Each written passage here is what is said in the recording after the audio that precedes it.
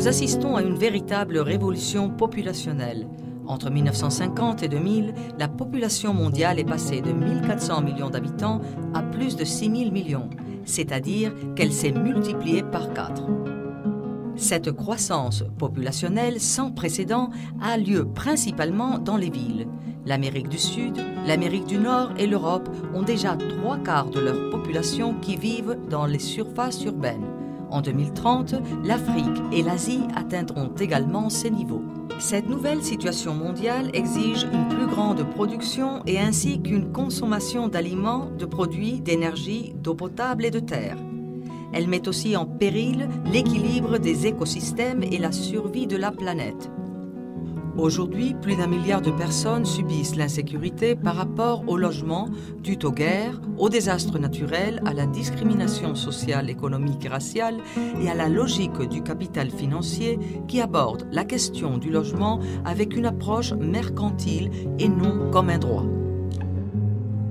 La quantité de personnes sans abri ou vivant dans des conditions de précaires est censée diminuer de 100 millions en 2020 d'après le 7e but du millénaire. Cependant, tout semble indiquer que son nombre va augmenter à 700 millions d'ici là. Plusieurs facteurs ont contribué à cette grave problématique urbaine. En premier lieu, les privatisations des services publics et la libéralisation du marché de l'immobilier dans une grande partie de l'Europe, de la Russie, des États-Unis et de l'Asie. Les politiques dictées par le Fonds monétaire international et la Banque mondiale imposent une réduction des fonds consacrés aux politiques sociales et la privatisation des services publics. Finalement, les occupations et les guerres, Palestine, Irak, Colombie, et les opérations de nettoyage ethnique en ex-Yougoslavie jusqu'au Royaume-Uni ont eu comme résultat la perpétuation de la pauvreté et la précarité du logement. Les stratégies promues par les Nations Unies octroient un rôle principal au logement et au développement urbain, ainsi qu'au développement du marché. Néanmoins, cette approche n'a pas remporté aucun succès. La globalisation néolibérale et la mercantilisation des terres et des services essentiels ont posé de nouveaux problèmes.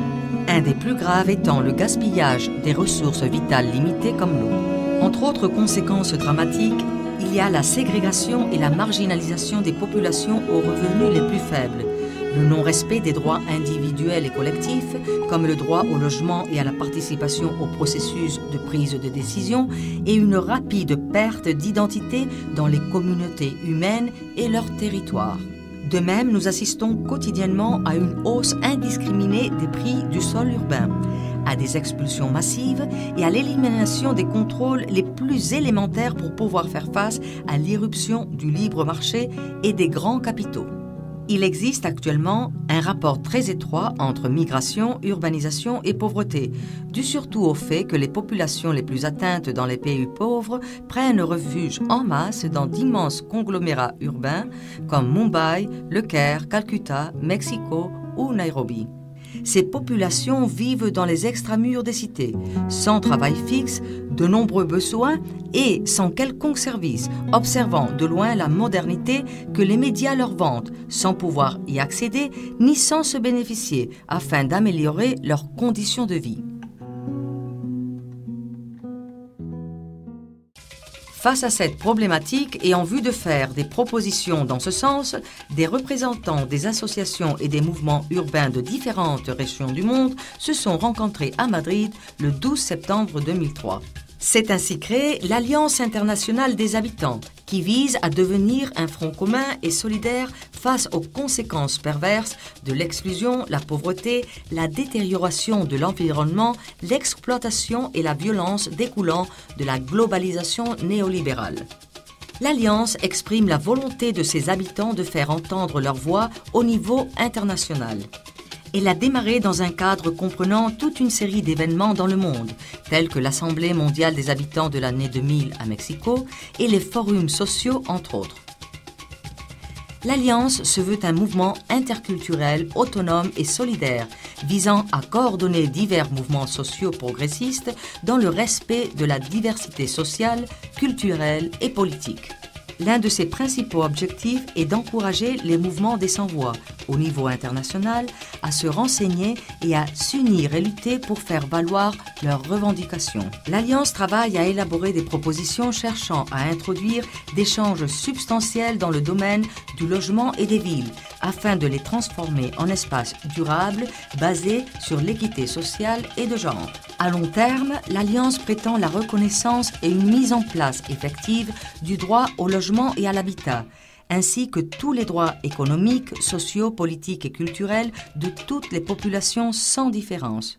Sur ce schéma, nous devons construire des modèles de développement alternatifs qui nous permettront de faire face au néolibéralisme et dans lesquels le secteur public et la société civile seront les protagonistes.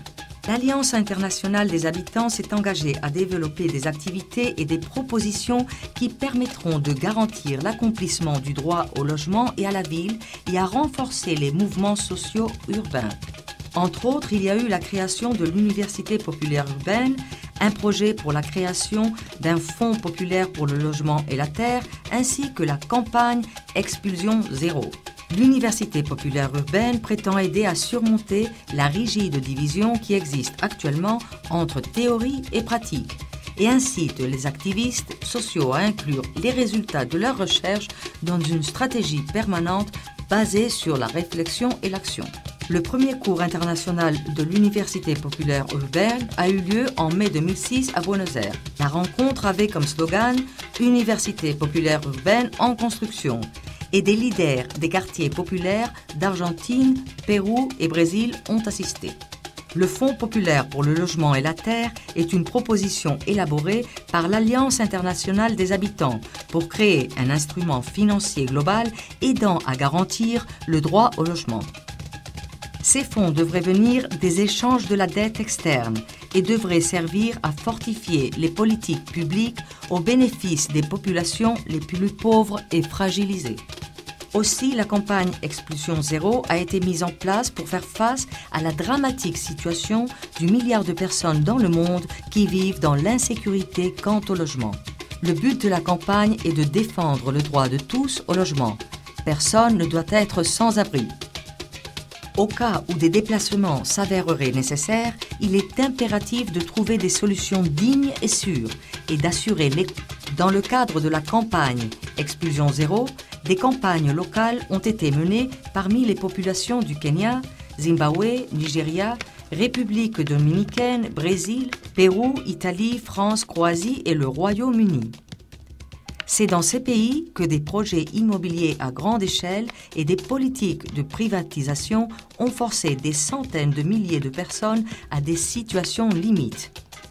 À l'heure actuelle, de nouvelles campagnes ont été lancées au Tamil Nadu, en Inde, en Russie, aux États-Unis, en Palestine, au Mexique et en Argentine.